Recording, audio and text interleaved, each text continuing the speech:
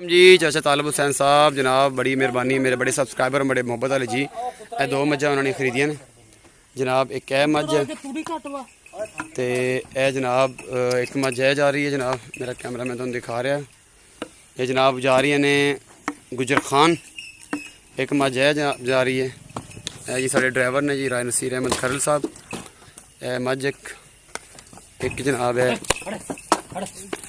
एक मझ है एक है जनाब गांव उन्होंने ए वाली पिछे बच्चा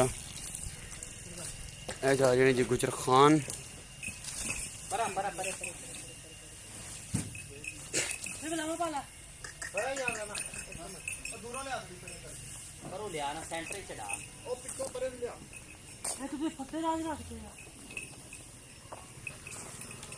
एक जनाब है मैं हैगी तुसीं देखते पे हो पहलन झोटी है जी तालब है जनाब। ये 10-15 दिन लेंदी है तुसीं वेख रहे जी माशाअल्लाह।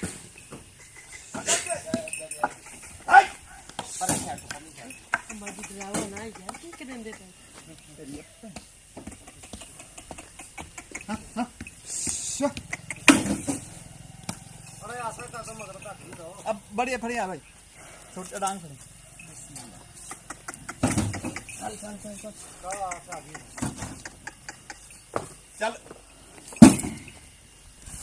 चकला ला माड़ी छाड़ छोटी थी चलाओ यार छोड़ गई चल थक गई हैं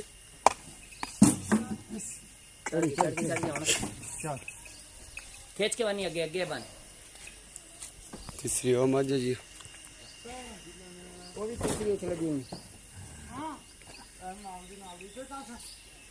आगे सॉरी करी ना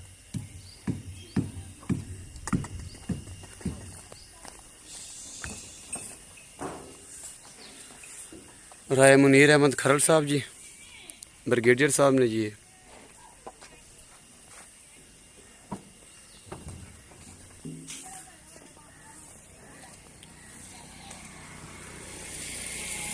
अल्लाह ताला उन्हें नसीबा च करे जी। राजा तालिब हुसैन साहब गुजर खान तो उन्होंने वल जा रही ने। अल्लाह पाक इन्होंने नसीबा च करे जी।